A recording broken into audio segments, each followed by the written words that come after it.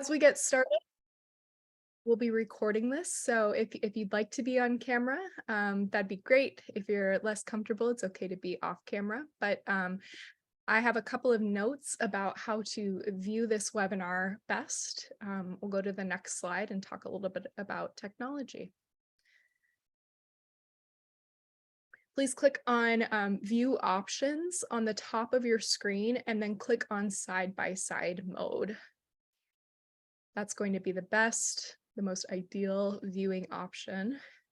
Your screen will then kind of have a separator in between. You'll see the Zoom users on the right-hand side, and then the larger webinar picture on the left-hand side. And you can kind of move it back and forth to adjust the different size, but that's really your best option for viewing this.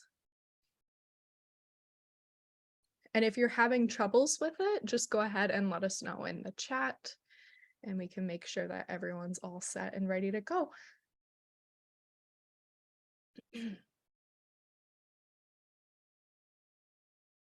Okay, next slide. So welcome everyone to another webinar from Opportunity Palestine. Just a little bit about our organization, because I think there are some new faces joining us as well as some familiar ones, and a lot of our board members are here as well. So Opportunity Palestine is a nonprofit, and our mission is to sustain the educational institutions of the Evangelical Lutheran Church of Jordan and the Holy Land. It's a mouthful, so we abbreviate it frequently as the ELCJHL. So OP does this through development and awareness building in the United States. So we're largely based in the US. We believe that the ELCJHL's vision for justice and peace is essential to overcoming the challenges facing the communities of the Holy Land. We support the schools, and so today we'll be hearing from some wonderful students about food and faith. Next slide, please. A little bit about the schools, like I just mentioned. There are quite a few Lutheran schools in Jordan and the Holy Land. Some of you may have visited these schools and met some of the students. The schools that we support are Dar al-Kalama, which is in Bethlehem, the Lutheran School of Hope, which is in Ramallah, the Evangelical Lutheran School of Beit Sahur, the Evangelical Lutheran Environment Education Center in Beit Jala, that's typically referred to as the EEC, and the Evangelical Lutheran Marhaba Nursery and Preschool. It's on the Mount of Olives in Jerusalem. And so the overall aim is to help children from all walks of life with disregard to gender, religion, ethnicity, color, or ability to pay school fees, receive quality holistic education in a nurturing Christian environment, which will inevitably impact their lives and communities in a way that will make a difference. So these schools do wonderful work for access to education in Palestine and for Palestinians. And as we know, education leads to opportunity. And so that's why we support the schools. Next slide, please. I'm the moderator today. I'm honored to be with you all. My name is Kelsey Johnson. I'm a seminarian at LSTC, the Lutheran School of Theology at Chicago. I'm in my final year and graduating in May. I'm also an OP board member. I've been on the board for, I think, about 3 years now. And I became connected with the schools through ELCA Young Adults in Global Mission, also known as YAGM. And I volunteered at the Lutheran School of Hope in Ramallah in 2017 to 2018. And I've continued to be engaged in this work because I got to know a lot of the students and saw how important education is to their lives. Next slide.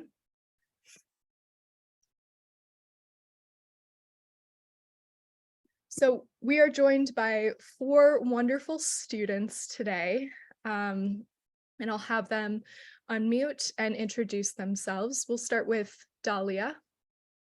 Hi, my name is Dalia. I go to School of Hope in Ramallah. And Samir. Hi, I'm Samir. I'm in the Evangelical Lutheran School of Hope Ramallah. We've got Lure. Hi, I'm Lur and I study at the Darul Kalima School. And Pilar. Hi, I'm Pilar and I'm from ELS in Beit Hur. We're also joined by Miss Eva Azar, who helped organize the students and works very closely with them. Eva, would you like to unmute and say hi? Yes, hi, good evening from Jerusalem. Good morning for you. I'm Eva Azar, the Deputy Director of Education at the ELCJHL schools. It's an honor for me to be with you in the webinar today. Hope you will enjoy listening to our students. Thanks so much, Eva. We're also joined by Dr. Charlie Haddad, which I didn't warn you ahead of time that I'd ask you to unmute. But Dr. Charlie, would you like to introduce yourself and just tell us briefly your role? Yeah, hello everyone. Good morning to you in the US. It's always a pleasure to be with you on these nice webinars. It's always very pleasurable to see our students participate in these webinars. We are honored to have all our sisters and brothers from the US and maybe all over the world to also observe and join. The Lutheran school system in Palestine, like Kelsey mentioned, we have very few schools. We are a very small church, but our impact is great compared to our size here in Palestine. We have schools in Ramallah, Bethlehem, Beit Sahur, and Beit Jala. Kelsey didn't mention Talita Kumi School. It is not fully under the umbrella of the Lutheran Church here in Palestine, but it is a partner school. They follow many guidelines that were created for all the Lutheran schools, including Talita Kumi. Our schools, starting from the oldest to the youngest, are 170 something years old. The youngest is about 52, 53 years old, which is School of Hope in Ramallah. We are co-educational. I don't want to take too much time because I want to leave space for the students to participate. But one of the main aspects of our work is to introduce and implement holistic education in the sense that we don't want only to concentrate on the academic performance of our students, but equally important, if not more important, is to help them develop their skills in many other different areas, including life skills, social skills, and so on, because academics alone is hardly enough. So holistic education is at the heart of our work. And I'll stop here, Kelsey. Thanks so much, Dr. Charlie. All right. So yeah, the schools really do encourage students to speak for themselves and participate and share their opinions. And so we'll get to hear from students as they've prepared for our questions today. And then at the end of the webinar, there will be a time to engage with the students directly, and we'll have some Q&A time. So as they're speaking, think about maybe questions that you'd like to ask them about their lives or different things that you've heard in the webinar. Let's go ahead and go to the next slide. And so we'll go ahead and get started. Students, the first question is, what is special to you about this time of year? And just for everyone to be kind of on the same page, what's really interesting about the schools is there are Christian students and Muslim students in the same place. And right now it's the time preparing for Easter for Christian students, and it's also Ramadan for Muslim students. So students, would somebody like to answer first?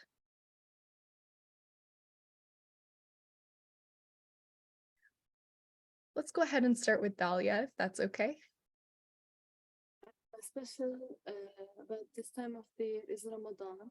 Because Ramadan is considered a special month for Muslims because it is the month when the angel Jibreel. It's hard to hear. I'm sorry to interrupt, but I think.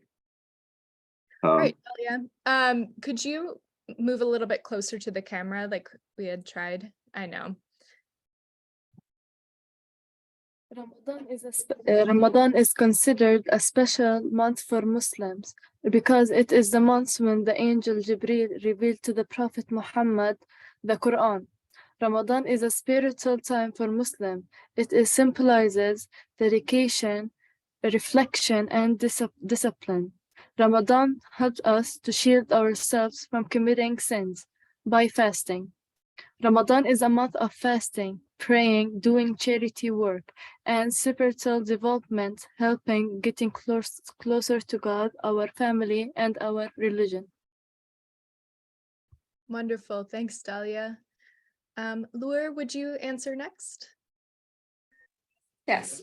What is special for me as a Palestinian is seeing other Palestinians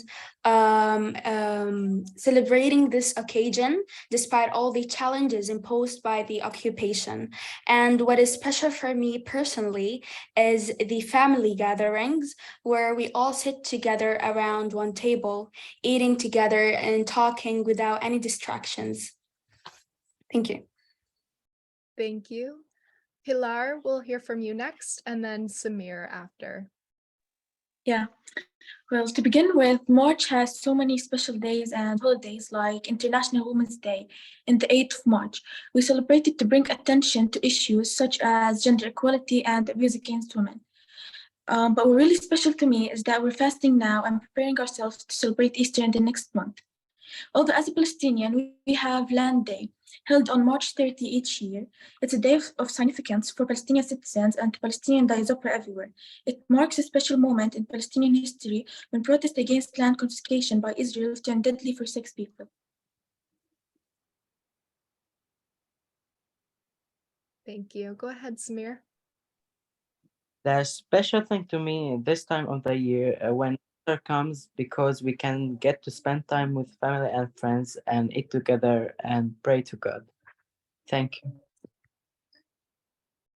Thank you, students. We'll move to the next slide. So, what are some of your favorite foods to cook this time of year? Does someone want to start?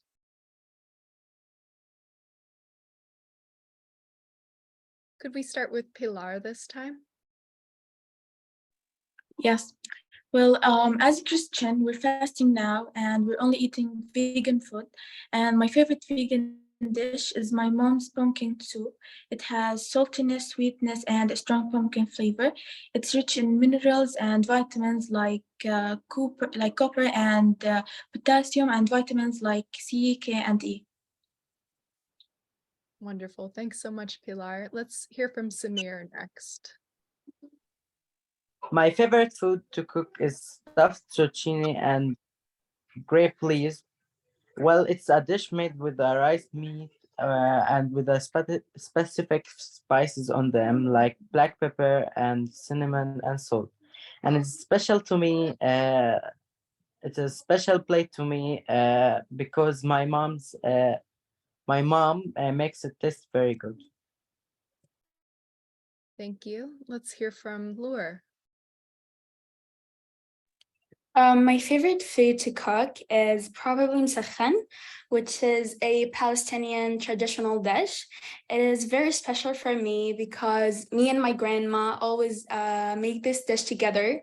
She bakes the bread and we get the olive oil from the olive tree in our garden, and it's also very delicious. Thank you. Thank you. Let's hear from Dahlia. My favorite food to cook is mansaf. This is a famous Palestinian dish. Dahlia, we're having a little bit of trouble. Sorry to interrupt. I know we're having a little trouble hearing you. Could you try again? My favorite food to cook is mansaf. This is a famous Palestinian dish. It's made of lamb meat, cooked in yogurt mixture called kishik, with rice and bread pieces underneath. Thanks so much. I'm extremely hungry right now hearing all of these wonderful foods, and food was one of the ways to gather with the community in Palestine when I lived there, and all of these bring back wonderful memories. Let's move to the next slide and look at pictures of food. So the students shared all of these wonderful pictures, and so we'll go through and they'll point out different things about them. And Dr. Charlie actually just pointed something out in the chat.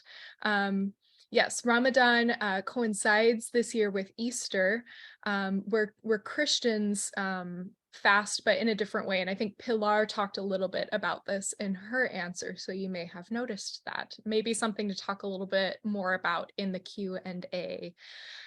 So on this slide, we have a couple of pictures, and I think Dahlia, you submitted some of these. Do you want to talk about them? Yes.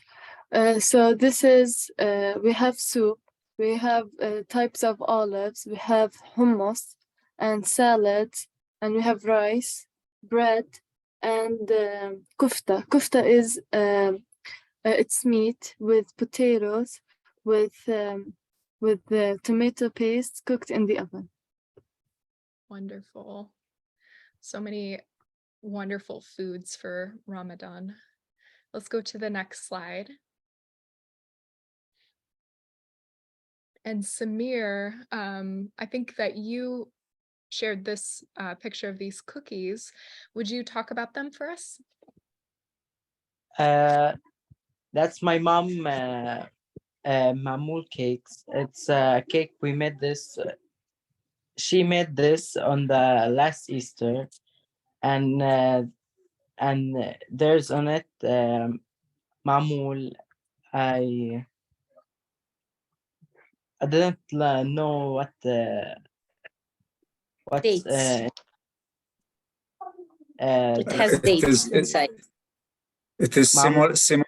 semolina like flour, but semolina, and it is stuffed with dates, which are handled in a very special way. And I think personally, this is one of my favorite cookies, really. Me too. These are so delicious. Thank you, Samir. We'll go to the next slide. And Pilar, would you like to share a little bit about this? Yeah, last year in Easter we had stuffed lamb with and stuffed grape leaves with the zucchini. Wonderful. Thank you. Next slide.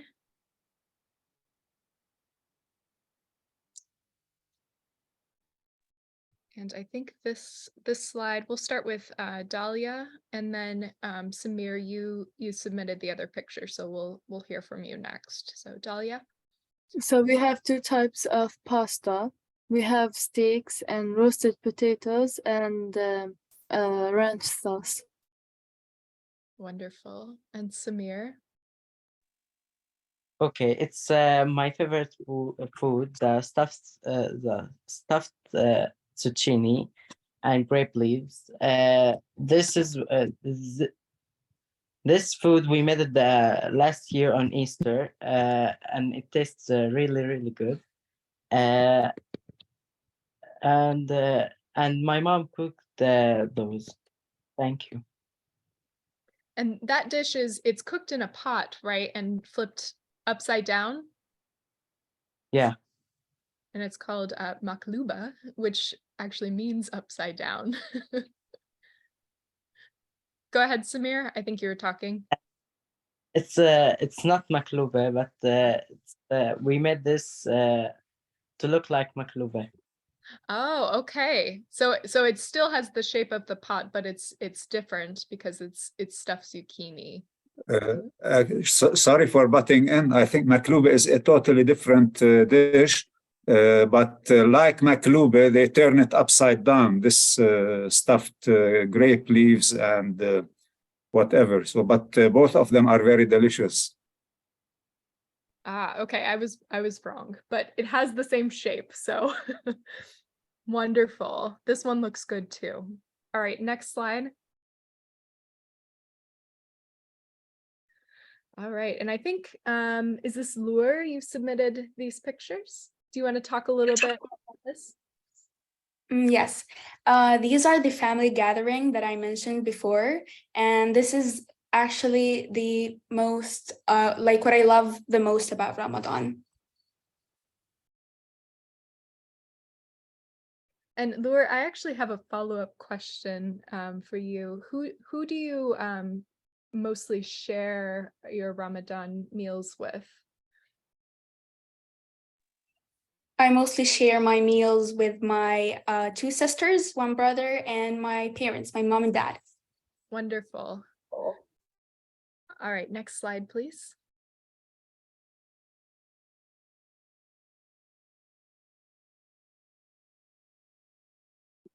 All right, so our third question is, how does food bring us closer to God?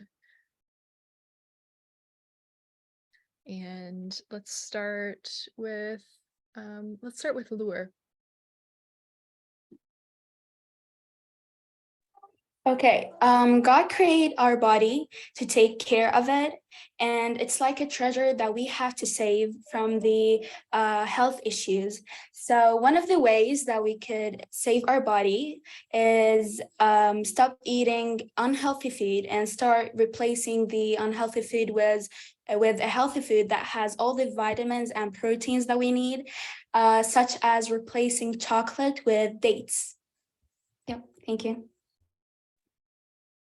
Wonderful. Thank you so much. Let's hear from Samir next, and then Dalia, and then Pilar. This dish can bring us closer to God, like making family get together and praying to God. And also because food is a gift from God to us, and it will be a good way to thank God for all his gifts. Thank you. Thanks so much. Dalia? We feel closer to God when we cook or eat food because food like vegetable, fruit, chicken, and meat are all provided by God. Cooking food for our family is a way of saying thank you. God wants what is best for us, so He provides us with so many different kinds of food to help us grow. Also, food brings family closer together, and that we give thanks to God for allowing this. Thank you. Pilar? Yeah. God gave us our body as a gift, and we need to take care of it by workout, playing sports, and eating healthy. Also by fasting. We fast because we need to feel how poor and homeless people feel. And we start to learn that not whatever we want will be available at any time. We start to learn the blessings we are in and get closer to God by praying and thank Him about everything. Thank you. Next slide. Okay, so next we're going to move into our Q&As where the audience members can ask questions in the chat. First, let's kind of acknowledge how wonderful the students did. They still are going to answer the Q&A, but wonderful job, students. Thank you so much for your preparations. And just as a reminder, English is not their first language. They take English in the schools, but they have a very high level of proficiency. And a lot of the students in the ELCJHL schools also speak German as well as English. So it's quite remarkable. And I've told them that their English is way better than my Arabic ever was. So wonderful job, students. All right, so go ahead and type your questions in the chat. It can be something about students' day-to-day life, if you're curious, or about food or fasting practices for our Christian or Muslim students. Or it might be about a specific dish that you saw. I learned something new at this webinar, that there are different upside down dishes. So if there's anything you're wondering, go ahead and type it in the chat and I'll go ahead and moderate. I'll ask one directly, Kelsey. That's all right. Yeah, we'll start with Eamon and then we'll move to Dean's question that he left in the chat. Okay, marhaba, Ramadan Kareem. Thanks for being here, students. Thanks for all your work going into this. And I wanted to actually turn to Tammy's comment. And Tammy said, we get closer to God by fasting as well. So I wanted students to speak a little bit about your fasting practices and the challenges of that.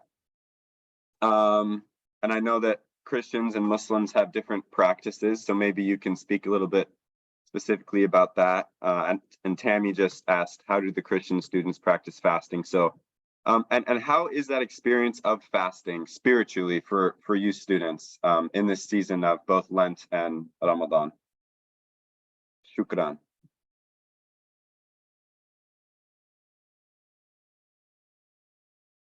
I can answer the question. Go ahead, Dalia. Muslims start the day with a very early breakfast called suhoor.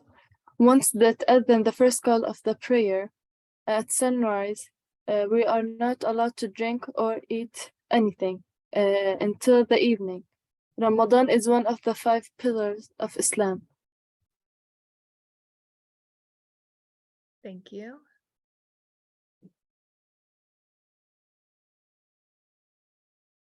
There are a lot of questions about Christian fasting. Do one of the Christian students want to talk a little bit about why you fast as a Christian during Lent?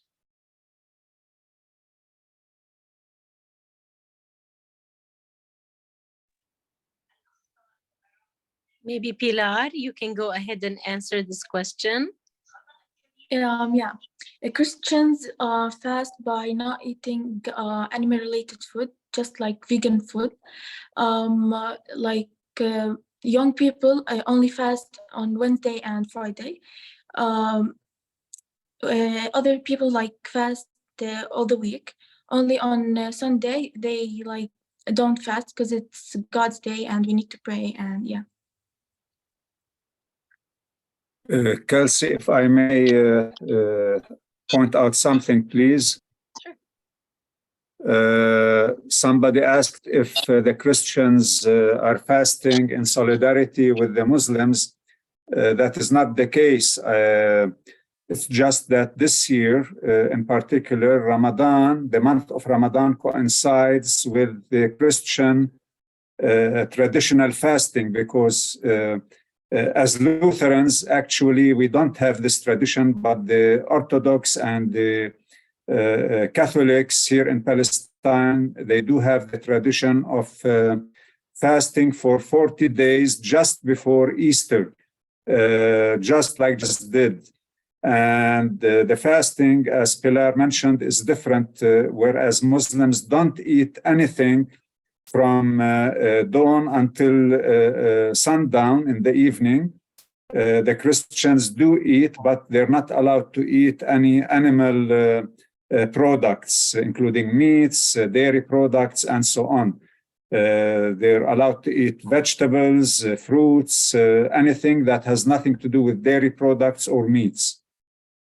So it's a different kind of fasting. Thank you. That's helpful to clarify. Students, how young were you when you started fasting?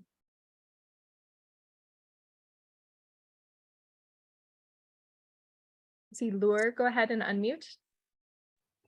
I started fasting 2 years ago, but there's 2 types of fasting. When I was a kid, I tried to fast, but it was so hard, so I fasted the birds fasting.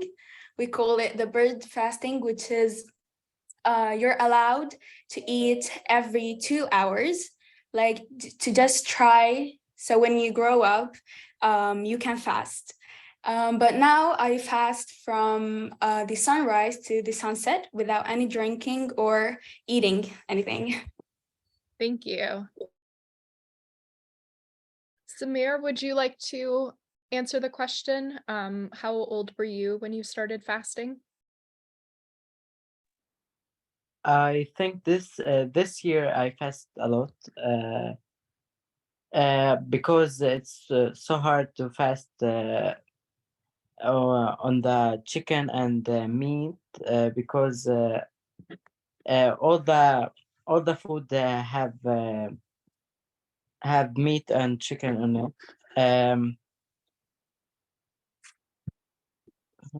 Only this. Thank you. I'm gonna go back up because there have been a lot of questions, but I don't think we got to yours yet, Dean. So do most Christians eat lamb at Easter? So Christian students, do you eat lamb at Easter?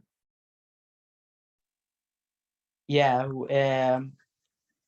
I think every Easter we eat the lamb. Thank you. Pilar, did you want to answer too? Do you eat lamb at Easter? Yeah, like I think most Christians like prefer to eat lamb. It's not like traditional or we have to eat lamb. It's just like people prefer to eat it. Thank you. Let's move to Tamar's question. Other than Palestinian food, what other types of food do you like? Dahlia, you look like you have an answer, and then Lure. I like to eat Mexican food and Italian food. Okay, thank you. Lure? To be honest, I don't have a favorite food. I love everything, but pasta, all kind of pasta, has a special part in my heart. Wonderful. Pilar, do you want to share? Yeah, I like Chinese food. I like Chinese pasta. Yeah. Thank you. Samir, do you have a favorite non-Palestinian food? My favorite food is مسخن. A lot of variety. Wonderful. Any other questions from our audience members? And we don't have to stick with food. We can ask questions about hobbies. Do students, what do you like to do for fun?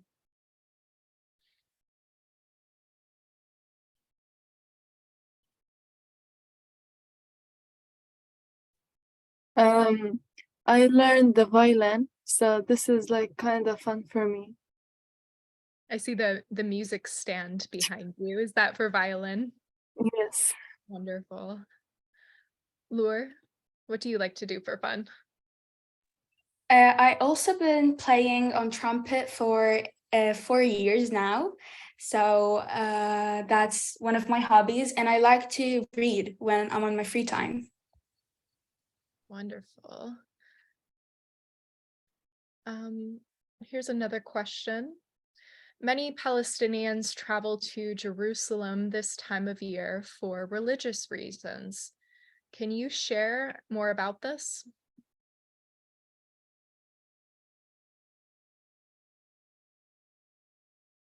They go to the Aqsa because where they pray in Jerusalem.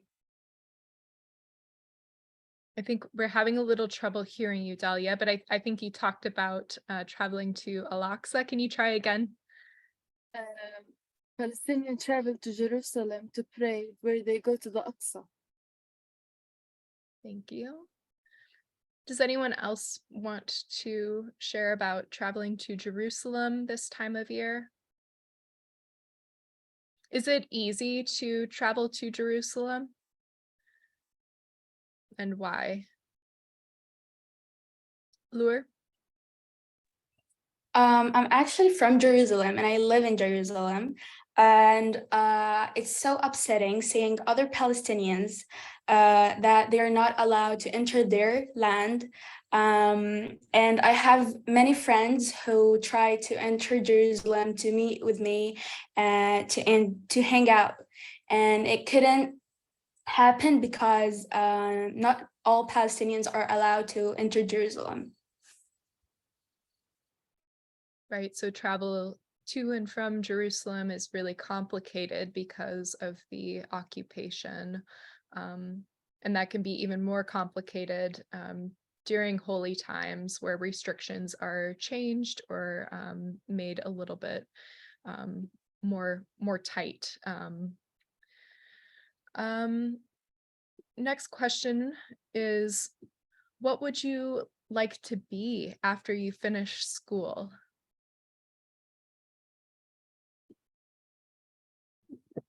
I would like to be a dentist.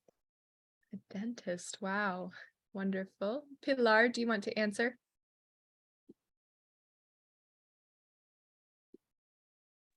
Oh yeah, I'm sorry. Yeah, I like to be a doctor because like I want to help people. Yeah. Thank you. Lure? To be honest, I'm not very sure what I'm going to be in the future because I think I'm still young to decide, but I'm sure that I'm not going to be a doctor because I'm scared. Thank you for sharing. Samir, do you want to share what you would like to be when in the I'd like future? to be an engineer. An engineer, wonderful. Any other questions for the students?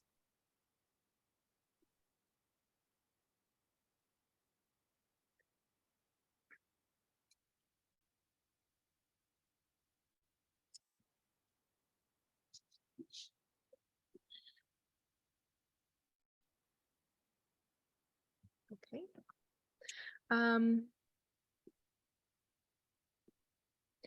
There's a follow-up question. Okay, Eamon, do you just want to unmute? I don't think do you want to unmute and ask your Sure. question? Yeah.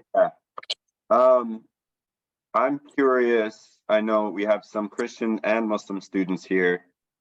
So how do you learn about your own religion and the other's religion in the schools? Do you have classes or do you have times when you pray together? What is it like at the schools, especially this time of year?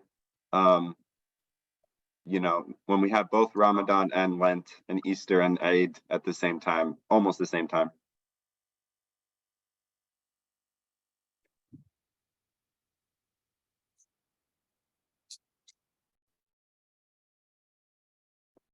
Go ahead, Lure.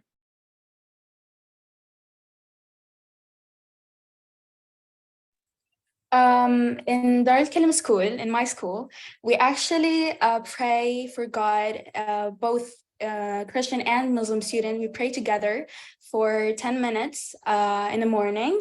And sometimes we take mixed classes where we all sit together and start questioning each other's about each other's religions.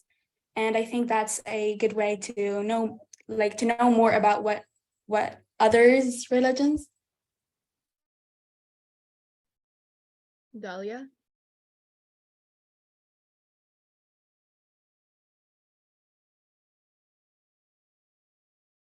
Dahlia, did you want to share? It's okay. I saw you unmute, so I wasn't sure. In our school, we have every Wednesday. Can every you? Wednesday, can you hear me? Not quite. Can you start again? Can you hear me now? Yes, so much better. Sorry. So in our school, every Wednesday we pray. We pray in the morning. Christian pray and Muslims pray, and we have a teacher who tells us about the Injil. They tell us quotes about Christians, what they have in the Injil.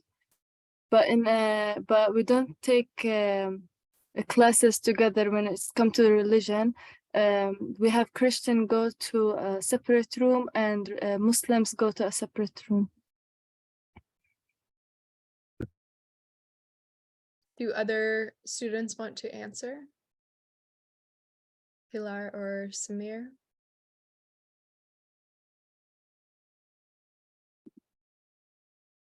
I would like to make a comment, Kelsey, if I may. We have the Interfaith Dialogue Program, which is implemented in all the schools, but apparently, from what Dalia said, it's not being implemented in Ramallah. It's not a good way to find out on this webinar, because the Interfaith Dialogue Program, we developed a special curriculum for it. And once a month, every grade from the 1st to the 11th, they're supposed to meet and discuss issues related to Islam and Christianity, similarities, differences, ethical issues, values. And I know that in the South, it is implemented once a month, but in Ramallah, I think we need to follow up on that. Right, Dalia? Yes.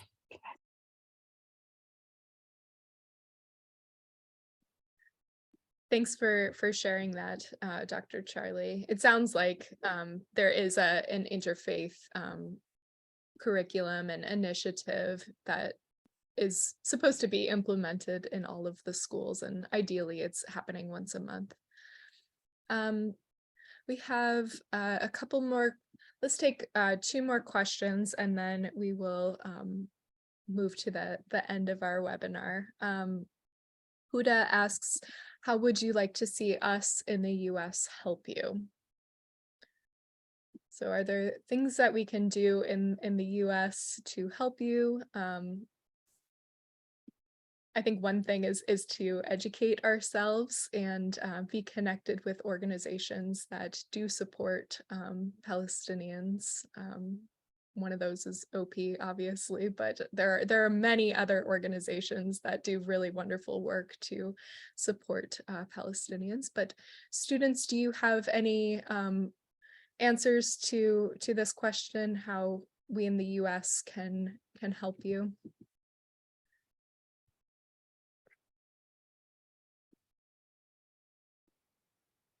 It's kind of a hard question to answer. So the last question, we'll move on, is how is it possible not to drink during the day with being dehydrated? So students who are fasting from not only food but also water, is it hard to fast from water?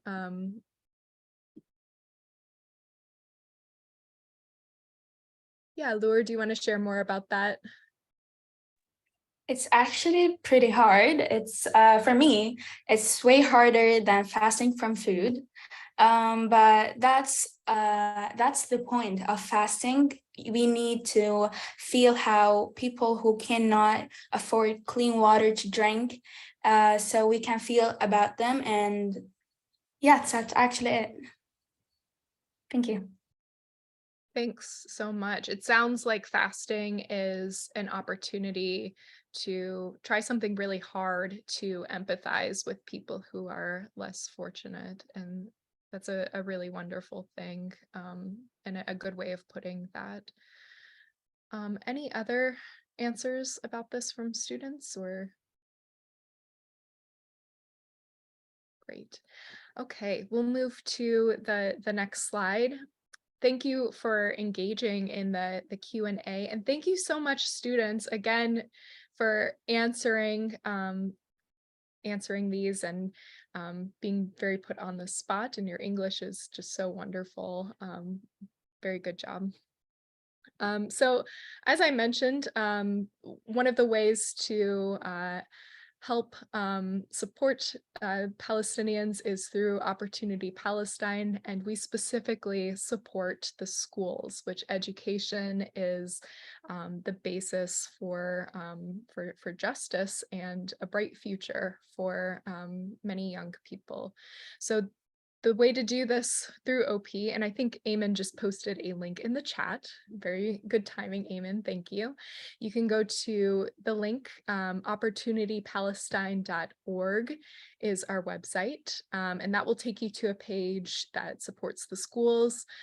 You can click on one of the options for donations, A full year student scholarship is $1,100 US. And so a lot of the students are able to attend the schools because of scholarships in part or in full. So please consider contributing to education for our students. They depend on this, and it offers them a lot of really wonderful opportunities for their future to become things like dentists and doctors and engineers and whatever they'd like to be. Next slide. And we'd love to stay connected with you. Even if you don't donate today, we'd love to invite you to future webinars. We share stories of students on a regular basis so that you can learn what they're learning and what they're achieving. We're on Facebook, we're on Instagram, and we're also on Twitter. So please connect with us if you're on one of those social media platforms. You can also sign up for our regular mailing, which you can find on our website as well. And we send out regular but not incessant emails about what the students are up to and different efforts that we're supporting. So we have different campaigns. Like one time we bought laptops for students. And so we have different opportunities to support specific things that the schools need. Next slide.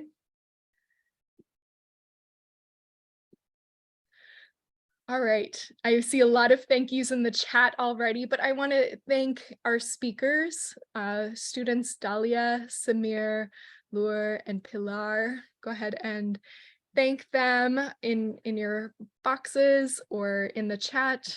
Wonderful job, students. Thank you so much for joining us. Thank you to Eva Azar, Deputy Director of Education at the ELCJHL. Principals Tony Nassar of Dar al Kalima, Georgette Rabadi at ELS Beit Suhur, Ruba at the School of Hope, and all of the board of directors that are joining us today. If you're on the board of directors, go ahead and give a wave. Thank you so much. I see Brian, Elizabeth, Betsy, and Rod. I also know Tim is here with us. Thank you so much. Thank you to Dr. Charlie. There's so many people to thank here. And thank you so much to our OP associates, Eamon and Sam, who did a lot of work to organize this and help with our website and communications. They do a lot of really wonderful work. Again, thank you so much for joining us, and we hope to see you at the next webinar. Thanks. Thank you. Thank you, Kelsey, Eamon, Sam, students, everyone.